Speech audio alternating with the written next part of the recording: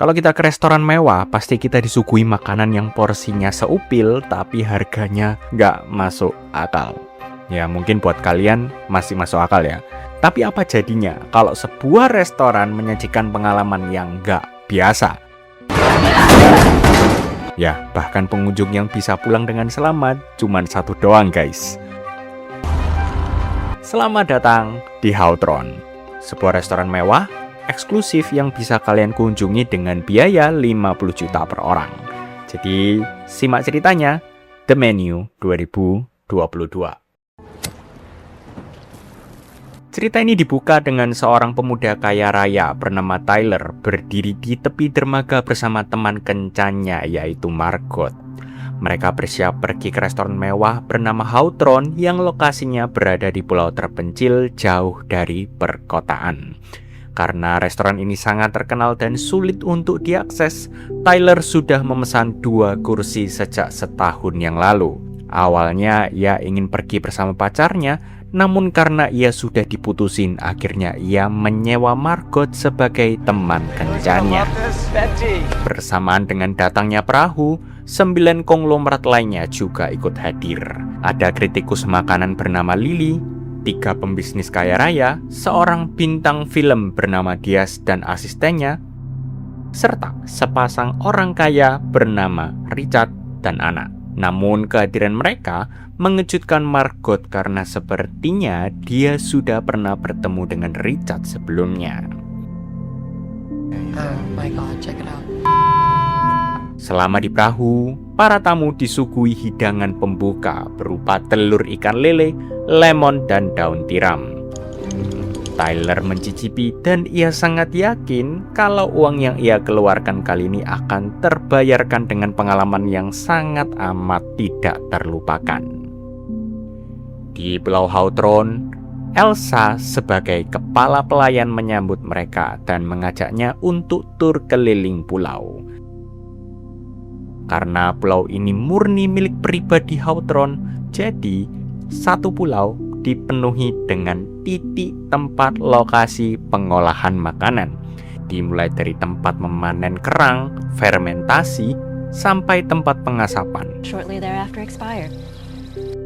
Setelah tur selesai, Elsa menggiring para tamu untuk menuju restoran, melewati rumah milik kepala koki yang sama sekali tidak boleh dikunjungi.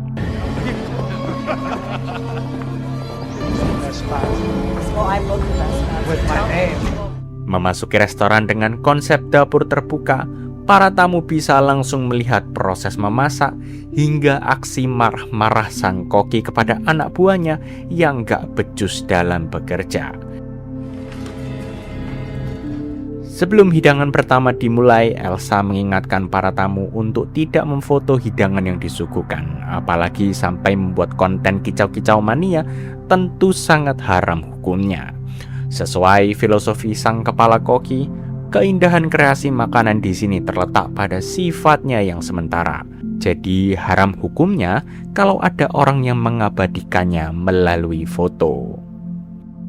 Dan sebelum masuk ke hidangan pertama, mari kita berkenalan dengan kepala kokinya, Chef Julian Slowik John Budiman Santoso. Beliau berkarir di Hautron sejak usia 40 tahun dan sekarang menjabat sebagai kepala koki sekaligus CEO dari Hautron. Nah, setelah kenalan, mari kita masuk ke hidangan pertama.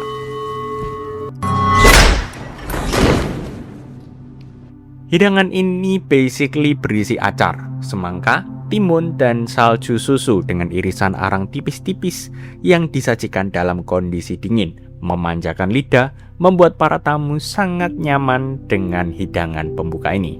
Ya, meskipun porsinya seupil, ya balik lagi yang ditawarkan di sini adalah pengalaman. Oh my God. Karena begitu indah tampilan makanan itu, Tyler diam-diam memotret makanan tersebut biar dia bisa bikin konten What do I eat in a day? Food. Sembari hidangan pertama disiapkan, Chef Slowik pun turun untuk menyapa para tamu dan meminta mereka untuk tidak sekedar makan. Mereka harus mencicipi menikmati dan merasakan setiap rasa yang masuk ke dalam mulut mereka masing-masing. Mendengar hal itu, Margot yang biasa makan nasi campur gang menjadi heran dan menganggapnya terlalu lebay. Tapi ya namanya fine dining, pasti ada aja gebrakannya. Nicest restaurant in my hometown. The Isle. Di atas piring yang datar terdapat beberapa bebatuan yang tidak bisa dimakan, beberapa helai sayuran, es kering, dan satu buah kerang yang melambangkan kehidupan Hautron di pulau tersebut. Semua tamu pun terkesan, kecuali Margot, karena menurutnya yang bisa dinikmati hanya kerangnya saja. Itu pun cuma 1 biji. Di sini Margot mulai kesal, tapi karena Tyler yang bayar, jadi ya udahlah pikirnya. Wow, it's magical. Perfect. Thoughts? I want plating in 5!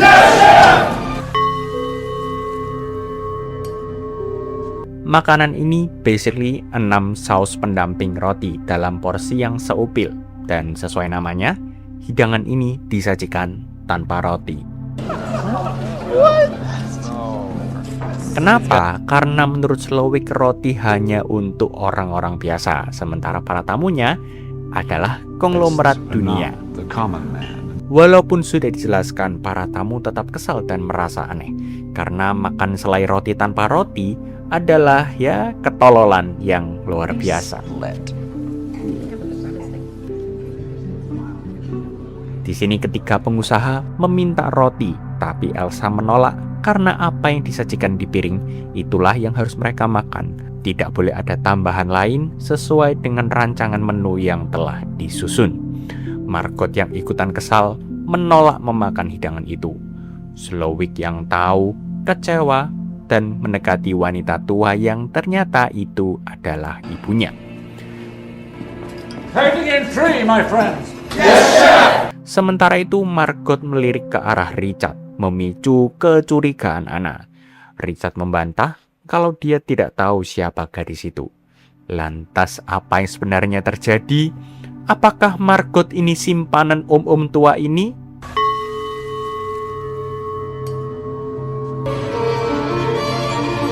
Hidangan ketiga ini terinspirasi dari trauma. Ya, sekali lagi, trauma. Di mana dahulu Slowik pernah menusuk paha ayahnya memakai gunting akibat ayahnya yang selalu mabuk dan suka KDRT terhadap ibunya. Bersama dengan cerita itu, hidangan tortilla disajikan sebagai pendamping paha ayam. Setiap lembarnya memuat gambar yang sangat personal untuk masing-masing tamu. Tortilla milik kritikus bergambar restoran yang tutup gara-gara ulasan buruknya. Tortilla Diaz bergambar film berjudul Dr. Sunshine yang menjadi kegagalan terbesarnya sampai rungkat $7 miliar. Tortilla ketiga pengusaha berisi rincian rekening bank ilegal yang mereka palsukan demi mendapatkan cuan yang lebih banyak. Melihat hal itu, mereka yang takut akan dilaporkan langsung mengancam akan menutup restoran itu. Lu nggak tahu gue siapa? Tapi Elsa cuek-cuek saja, bos. Di sisi lain, Tortilla Anna menggambarkan Richard yang bersama cewek muda cantik nggak dikenal. Richard langsung membantah kalau ini hanyalah fitnah semata. Sedangkan Tortilla Tyler memuat foto dirinya yang diam-diam memotret makanan. Ia pun panik dan berniat untuk meminta maaf ke Slowik. Tyler, you need to apologize to me right now. You cannot speak to me that way. Actually, I can't. Dirasa mulai mencurigakan, Margot pun pergi ke toilet. Tapi saat sedang mencari di mana toiletnya, dia menemukan sebuah pintu perak. Elsa mengatakan kalau ada sesuatu yang istimewa di dalam sana dan tidak ada orang yang boleh masuk kecuali staf restoran sendiri.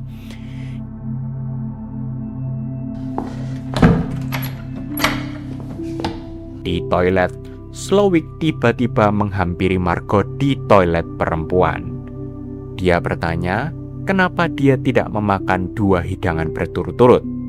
Margot yang kesal menyuruh Slowik menyingkir dan dia pergi begitu saja. Plating in 5! But he wants me to fight, right?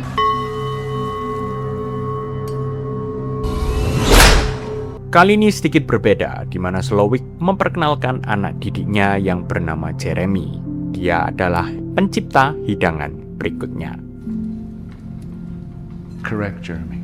Yes, Chef. Jeremy tiba-tiba melakukan sesuatu yang luar biasa.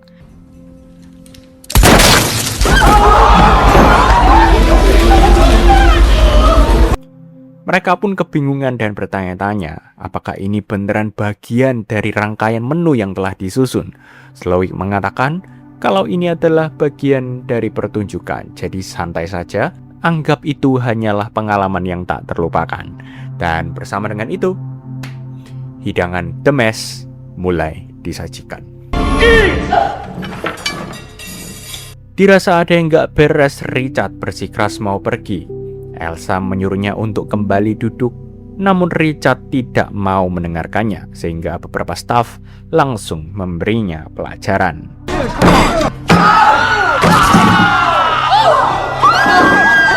Para tamu kembali dikejutkan, bahkan ada yang nyungsep. Anehnya, Tyler masih santai-santai saja seperti dia sudah biasa dengan kejadian yang sangat mengerikan itu.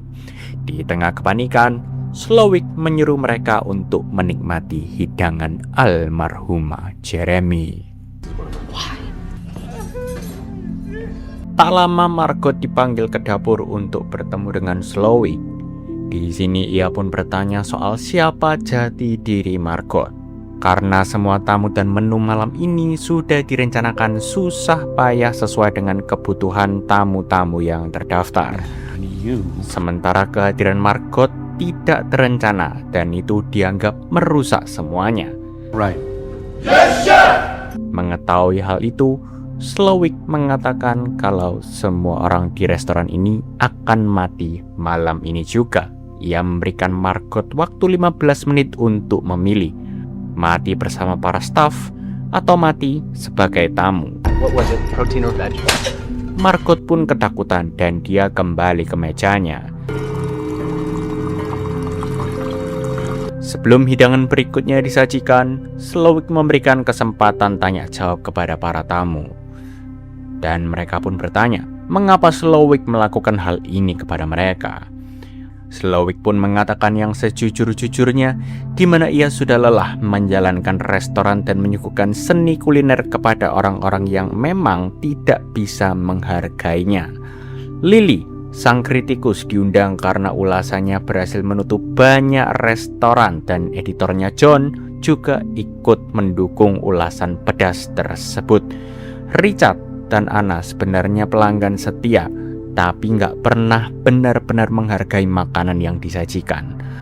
Di sini bahkan Slowik berani taruhan bahwa Richard tidak akan bisa menyebutkan satu pun menu hidangan yang pernah ia sajikan untuknya selama 11 kali makan di sana. It wasn't called, you donkey. Sebagai penutup, Slowik mengenalkan satu investor yang menaungi Hawthorne dan saat itu dia sedang diikat. Kabarnya om-om ini memiliki obsesi yang gak sehat terhadap bisnis. Ia meremehkan menu yang Slowik susun susah payah selama 1 minggu penuh. Dan di depan para tamu, Slowik memberikan pelajaran untuk om-om investor ini. Waktu 15 menit Margot telah habis dan dia dihadapkan kepada Slowik di kantornya. Well, I think you know. Di ruangan itu secara privasi, dia mengatakan bahwa dia bukanlah tamu sebenarnya. Ia hanyalah panggilan yang disewa Tyler untuk menemaninya khusus di malam itu. Dan terbongkar juga bahwa Richard sebenarnya adalah mantan selingkuhannya yang pernah dibayar mahal. Yours. Oh, I used to. Mendengar pengakuan itu, Slowik memutuskan untuk memasukkan Margot ke kelompok para staf. Karena dia tidak berasal dari kalangan orang kaya yang congkak. Slowik pun mengaku bahwa ia sudah lama kehilangan gairah untuk memasak. Dan dia sangat merindukan perasaan tersebut. Everyone, so down. Para tamu diarahkan keluar ruangan untuk menikmati hidangan berikutnya. Di depan restoran, Slowik mengenalkan asisten kokinya bernama Catherine, di mana dia adalah orang di balik hidangan berikutnya yang bernama Man Foley. He can do that. Catherine sempat menceritakan soal hubungannya bersama Slowik. Dan setelah bercerita panjang lebar, mak jelek, paha sang koki ditusuk memakai gunting. Tapi tenang, karena ini bagian dari pertunjukan. Slowik memberikan waktu 45 detik bagi para tamu lelaki untuk kabur sebelum mereka dikejar oleh para staf. Sementara para tamu wanita digiring kembali untuk menikmati Man Foley, hidangan khusus untuk wanita. Okay. Hitungan mundur 45 detik dimulai dan terlihat bahwa om-om kaya raya yang biasanya ngopi sambil ngomongin IHSG sekarang pontang-panting nabrak sana nabrak sini sampai mereka ditangkap oleh para staf. Satu persatu tamu pria dibawa kembali dan yang tertangkap paling akhir bersembunyi di kandang ayam. A special bite for the last guest to be caught. Dan sebagai hadiah karena tertangkap paling akhir, ia pun diberikan telur unta khas Jambi. Setelah semua para tamu dikumpulkan kembali, Slowik mendatangi Tyler dan memintanya jujur mengapa dia datang bersama Margot ke restoran ini. Dan yang terkejut, Tyler mengaku kalau dia ingin makan di sini dan Slowik adalah koki favoritnya. Dia sebenarnya sudah tahu bahwa semua orang akan mati. Yes. Mendengar hal tersebut, Margot pun murka karena dia merasa telah dijebak. Setelah pengakuan itu, Slowik meminta Tyler yang mengaku paham dunia kuliner untuk membuatkan satu hidangan spesial untuknya. Dan dengan gugup, Tyler pun menurut dan berhasil membuat hidangan yang diberi nama Tyler Bullshit. Shit, would you like some shit? Wow. Saat dicicipi, Slowik mengatakan kalau itu adalah masakan paling jelek, paling menjijikan, paling najis yang pernah ia rasakan sepanjang hidupnya. Dan di akhir, ia membisikkan sesuatu ke telinga Tyler. Kau lapet lontong, kau bikin begini aja gak bisa, gak becus, rasanya kayak tai, penampilan kayak Mampus saja kau. Margot yang sekarang sudah dianggap bagian dari para staf diminta Slowik untuk mengambil tong di kabin asap untuk hidangan berikutnya. Mengetahui hal itu, Elsa yang merasa dirinya mulai tergantikan merencanakan sesuatu. Tapi di satu sisi, ia memberikan kunci ruang pengasapan terlebih dahulu. Alih-alih mengambil tong, Margot malah menyelinap ke rumah pribadi Slowik. Dia terkejut menemukan sebuah ruangan yang mirip dengan restoran. Saat mendekati pintu perak yang terkunci, tiba-tiba Elsa muncul membawa pisau dan ia berniat untuk mengulti Margot karena dia takut posisinya akan tergantikan. Terjadilah perkelahian dan Margot berhasil mengulti Elsa. Setelah itu ia pun mengambil kunci dan masuk ke kamar pribadi Slowik. Di sana dia menemukan foto, artikel koran, dan berbagai penghargaan yang Slowik raih selama bertahun-tahun karirnya sebagai koki. Di antara semuanya, Margot salvok dengan satu foto masa muda Slowik yang tersenyum lebar saat ia bekerja di restoran cepat saji. Faktanya, dia sangat jago untuk membuat burger keju Amerika. Tapi di satu sisi Margot lebih bahagia saat ia menemukan radio komunikasi dan ia pun menghubungi penjaga berharap akan ada pertolongan yang datang. Happy birthday, dear bride. Thank you. Setelah tong itu diberikan, Slowik memberikan penjelasan ke Margot mengapa ia melakukan semua ini, di mana di dunia kuliner saat ini Seorang koki seharusnya menyajikan makanan lezat untuk pelanggan, tapi di satu sisi dia sadar bahwa para tamu yang kaya ini sebenarnya nggak pengen makan, tapi mereka pengen sebuah pengalaman. Makanya banyak koki sekarang kehilangan gairah untuk bekerja dan memilih untuk menjadi host live streaming.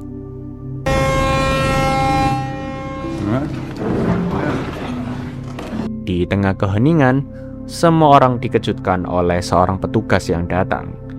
Ia kaget karena ada bintang film yang sangat ia sukai, yaitu Diaz. Dia meminta tanda tangannya, dan terlihat bahwa di kertas itu Diaz mengatakan, "Tolong!" Everyone, now! You're joking. Petugas itu pun langsung menghentikan mereka, dan terungkaplah fakta bahwa penjaga itu adalah temannya Slowik, Buyar. Di sini mereka pun sudah kehilangan harapan, tak tahu bagaimana cara untuk pulang, apalagi selamat dari tragedi ini.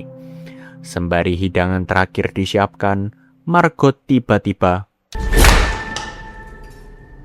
dia mengaku kalau ia sama sekali tidak suka dengan makanan yang disajikan dari pagi sampai kepada hidangan terakhir ini. Menurutnya semua makanannya hanya omong kosong belaka, tidak ada satupun yang memanjakan lidahnya. Dia mengatakan bahwa Slowik hanya memasak untuk ego, bukan untuk pelanggannya. You cook with obsession. Mendengar hal tersebut, Slowik terpancing. Ia menanyakan apa yang Margot mau. Margot pun meminta burger keju tradisional Amerika lengkap dengan kentang goreng bergelombang, crispy di luar, lembut di dalam. Mendengar permintaan tersebut, Slowik pun mengiyakannya dan ia pun memasak sambil senyum-senyum, bernostalgia masa mudanya. Begitu burger disajikan, Margot langsung melahapnya dan ia mengatakan bahwa ini adalah hidangan yang ia inginkan selama seharian ini. Ia pun meminta untuk dibungkus karena ia sudah kenyang. Loh, gak bahaya tak? I understand. Anehnya, Chef Slowik menerima tawaran tersebut yang artinya dia diperbolehkan untuk pulang. Bersamaan dengan burger yang sudah dibungkus, ia juga diberikan goodie bag sebagai hadiah kenang-kenangan. Dan ia pun pergi dari restoran itu tanpa dicegat. Setelah Margot pergi, Slowik mengucapkan terima kasih kepada para tamu yang tersisa dan mereka pun diminta untuk membayar ke rekening yang tertera. Dan setelah itu, para staf memulai untuk melukis restoran memakai coklat, marshmallow, membentuk sebuah mahakarya yang begitu indah. Dan Slowik mengambil sebuah arang. Sementara itu, Margot yang sudah sampai di seberang pulau memandang restoran itu sudah terbakar dan ia pun menikmati burger kejunya.